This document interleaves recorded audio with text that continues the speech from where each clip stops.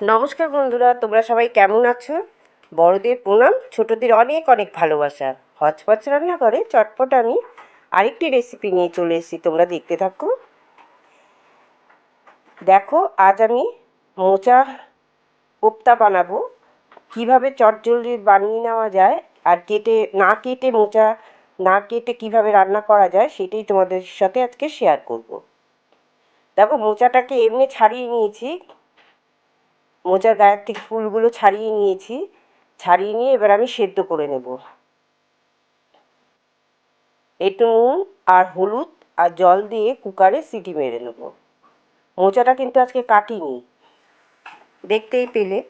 এবার দেখো, সেদ্ধ করা হয়ে গেছে, জলটা ঝরিয়ে দিলাম। এবারে দেখতে পাচ্ছ তো, এগুলো অর্ধেক করে দিয়ে দিয়েছিলাম কেটে। আর এই যে ফুলগুলো আছে না, ফুলগুলো মাঝখানে যে কাটি মতন থাকে না, শক্ত মতন, এইগুলোকে আমি সেদ্ধ করার পরে দেখো ছাড়িয়ে নিচ্ছি। খুব তাড়াতাড়ি এইভাবে বানালে না খুব তাড়াতাড়ি হয়ে যায়। মোচা ছাড়ানো হাতে আঠা লেগে যায়, খুব ঝামেলা। এই জন্য আমি ভাবলাম এইভাবে সেদ্ধ করে নিয়ে এইবার আমি এই কাঠিগুলোকে ফেলে দিচ্ছি।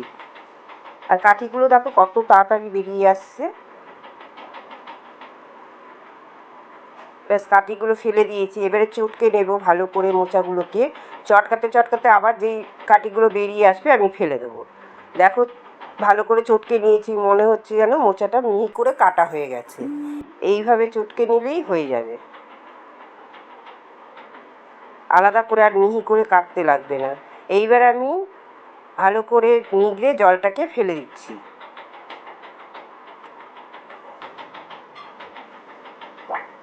দেখো কত জল বেরোচ্ছে, দেখো এতটা জল বেরিয়েছে। এই জলটাকে আমি ফেলে দিলাম। এইবারে আমি কিছুটা কাজু কুচিয়ে নিচ্ছি। তোমরা চাইলে চিনেবাদামও দিতে পারো, আমার চিনেবাদাম ছিল না, আমি কাজু বাদাম দিলাম কিছুটা। এবার আমি একটা বোলের মধ্যে মোচাগুলোকে নিয়ে নিচ্ছি। এবারে আমি 4 টেবিল স্পুন বেসন দিয়ে দিচ্ছি। 4 টেবিল স্পুন বেসন আর নারকেল কোড়া 2 টেবিল স্পুন দিয়ে দিলাম।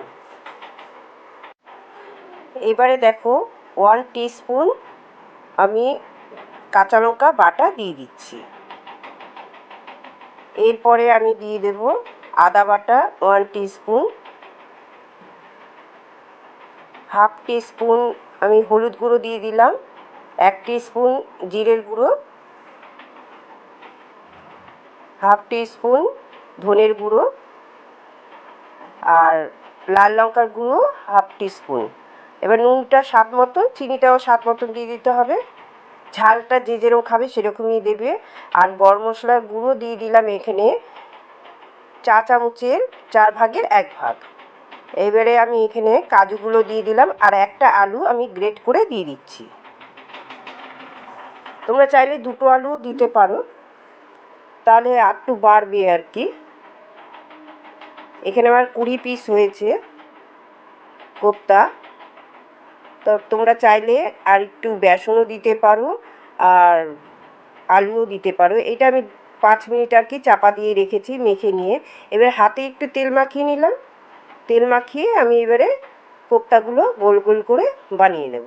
এবার কোপ্তার আকারটা তোমরা যে যেরকম ভালো লাগে, যার যেরকম সেরকম করে গড়ে নেবে। আমি মাঝখানে একটা কিশমিশ দিয়ে দিলাম। আমি গোল গোল করেই বানিয়ে নিয়েছি। বন্ধুরা, তোমরা এই মোচার মধ্যে তোমরা ছোলার ডাল বেটেও বানাতে পারো কোপ্তাটা। দেখো, মোচাটা না কেটে না ছাড়িয়ে আমি একবারে মোচাটাকে সেদ্ধ করে নিয়েছি। খুব তাড়াতাড়ি হয়ে যায় বন্ধুরা, তোমরা একবার এইভাবে বানিয়ে দেখো। হাতে আঠাও লাগবে না, ঝামেলাও নেই। এইবারে আমি কোপ্তাগুলোকে ভেজে নিচ্ছি। কড়াইতে তেল দিয়ে দিয়েছি। এবার কোপ্তাগুলো ভেজে একটু লাল লাল করে ভেজে তুলে নেব।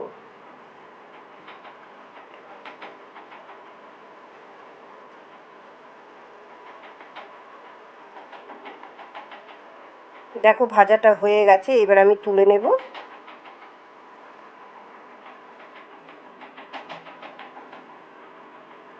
এটা সব ভাজা হয়ে গেছে। এবারে আমি আলুগুলোকে হাফ সেদ্ধ করে নিয়েছিলাম, আলুগুলোকে এবার আমি ভেজে নেব। আলুটাও একটু সেদ্ধ করে নিয়েছি, খুব তাড়াতাড়ি হয়ে যাবে রান্নাটা।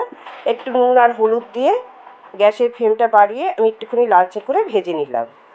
এবার আমি আলুগুলোকে তুলে নিচ্ছি।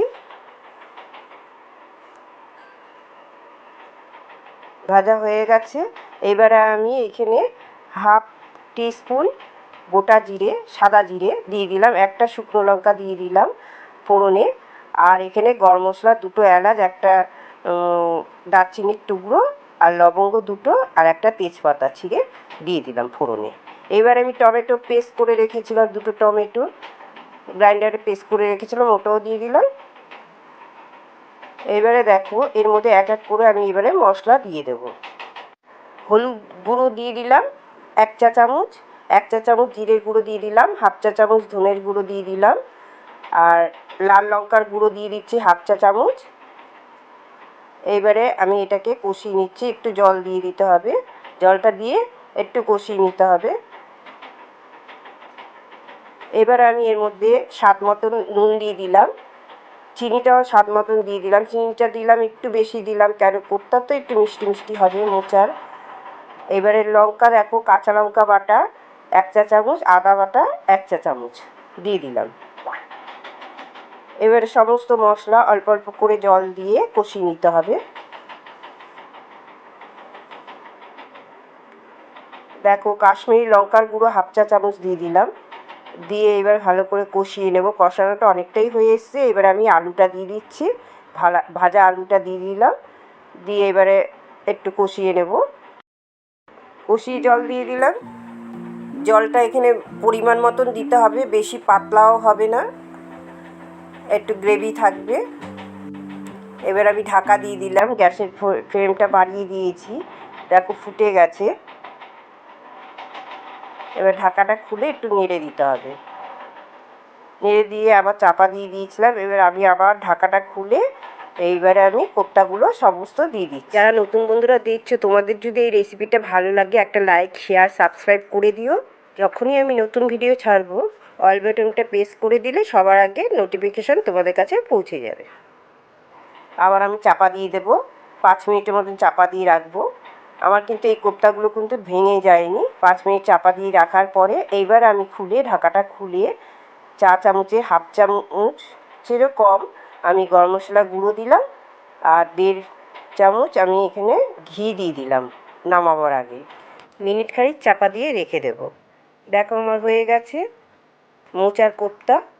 বন্ধুরা, তোমাদের এই রেসিপিটা কেমন লাগলো? যদি ভালো লাগে একটা লাইক আর কমেন্ট করে জানিও। আর তোমরা সবাই খুব ভালো থেকো, সুস্থ থেকো। ভিডিওটা শেষ অবধি দেখার জন্য অনেক অনেক ধন্যবাদ।